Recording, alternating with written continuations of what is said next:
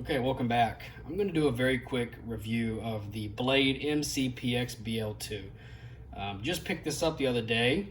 Hobby Shop had one. Nice fresh Horizon seal was on the box, never been opened or tampered with. And I was like, you know what? I'm going to pick this up.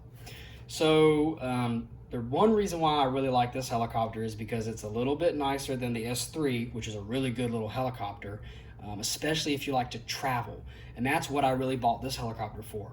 The box size is perfect to store it in and put in your carry-on, your checked-in, your book bag if you're flying or whatnot. AS3X and Safe is going to help you in panic recovery if you're flying in a new place. I like to kind of travel where I fly in other places I'm not familiar with. Sometimes that throws my game off. It's nice to have Safe there. Very, very unlikely that you're going to break it if you do accidentally crash it, at least compared to the normal sized helicopter. You crash a larger scale, you're pretty much going to break it. You know what I mean? So this is about getting into the size where any bigger and you're going to start having breakages just because that's the way it works, right? So I really like this for its size and its capabilities. The reliability and longevity of brushless motors and the power, right? So let's go ahead and go over it. 180 bucks. The mCP X BL2 has been out for a little over a year. It does have 3 different modes, the same modes that the S3 has, which is the first mode is Safe and Stability Z. The second mode is Safe without Stability Z, and then the third mode is just regular, helicopter flying, whatever, where it puts you have a constant head speed, you can do inverted and all that stuff like that, right? So locks the head speed and all that good stuff. So it's got all 3 modes. It's got the panic recovery. You can bind it up to any DSM2, DSMX radio, and yeah, you're good to go. So let's go ahead and take a look at the helicopter itself. So when I first saw these in the pictures about a year ago, I remember thinking to myself, man, that canopy is kind of ugly. Well, now that I've seen it in real life, I actually really like it. The colors is not what's, I think the colors are beautiful. It's the shape. It's kind of a weird shape. It doesn't look very modern, doesn't look very flowy. It's kind of just a kind of bulky looking thing. Helicopters today have the capability of looking so awesome and stealthy and mean, and so you see this and it looks a little bit more laid back, but the colors are beautiful. The printing is very sharp. The new Blade logo, the new Blade font, which I'm a big fan of compared to the old logo and stuff, looks really good, right? Let's go ahead and take off the canopy so you can see the helicopter itself. The canopy is also a single mold. The Blade S, or the Nano S3, is a 3-piece canopy, which doesn't look great. This is a single mold. Looks so good. 4 grommets there. Awesome, right? All right, let's go ahead and take a look here. So this is the helicopter. Doesn't look like much when you take off that canopy. But if you are familiar with the Nano, it looks just like the Nano. And that's just because the mCPX is just a blown up version of the Nano. The mCPX has been around for a very long time, by the way. This is just the latest version of it, and it is really just a bigger version of the Nano, which is nice because you get a little bit more weight, a little bit more power, it's easier to see, it fights wind better, and it starts getting you more comfortable with larger and larger helicopters. Because in my opinion, the bigger the helicopter, the more intimidating it is to fly. Not necessarily the harder it is, just the more intimidating it is. So let's go ahead and take a look at the anatomy of this little thing. The chassis is made out of plastic and it's set up just like the S3. The anti-rotation bracket is on the left side of the helicopter. The servo geometry is just like all the other Blade helicopters, very, very Blade-like to set them up just like that. Little linear servos, they seem to be working just fine. They've been using them for years.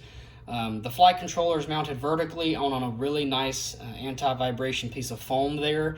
Everything plugs into the flight board. Nothing is soldered, at least that I can see. So if you need to replace a servo or the motor or anything, it all plugs in right there or around the board. Super easy to work on. It does have a brushless in-runner motor right up there, which is very nice. It should last a very long time, hopefully. You shouldn't have any problems like you do with brushed systems. And continuing the brushless theme, you even have a brushless tail motor. It is E-Flight branded. There you go. It's got a blue anodization going on there. Looks really good. And it's a 7700 kV motor. Awesome little thing. Mounted on a plastic mount with 3 Phillips head screws. And thankfully, they actually plug it in there, so you will not have to solder if you need to replace your motor. Carbon fiber boom is actually quite a bit thicker than the Nano S3.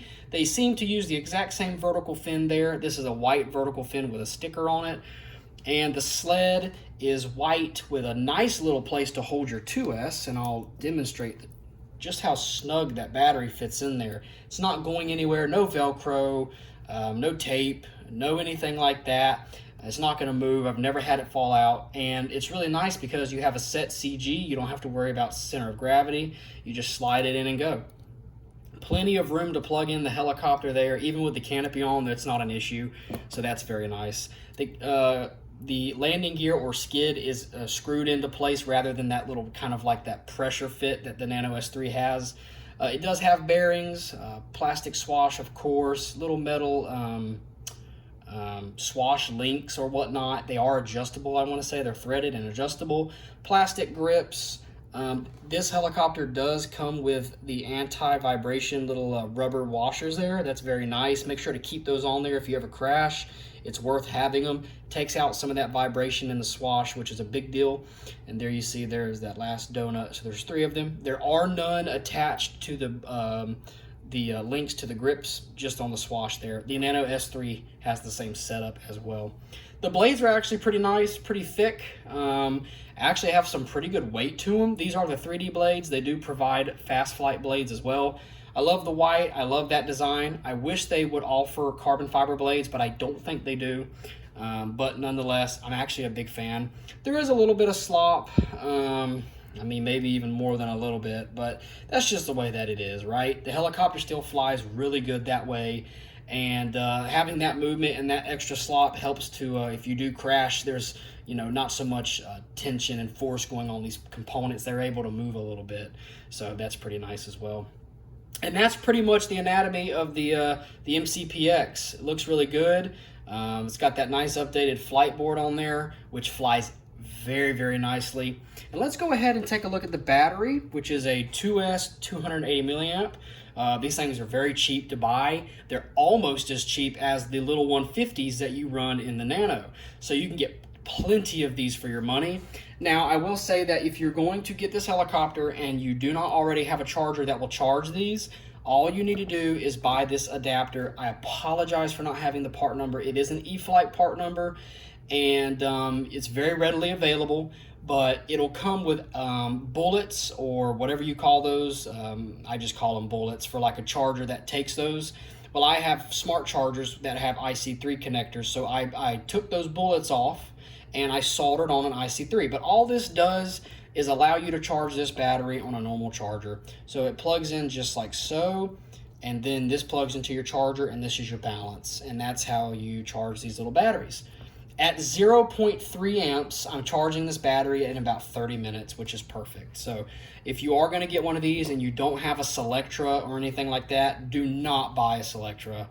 They've discontinued the power source to it. It's overpriced. If you even have to get a charger, just go ahead and get a better charger. Don't mess around with the Selectra. Get you an adapter, solder on whatever you need to solder, and you're done. You're good to go, and you don't have to worry about it. Here is kind of some goodies that you get. You do get the fast flight blades. You get some extra links. You get some canopy grommets there, because those do break sometimes, and some tools.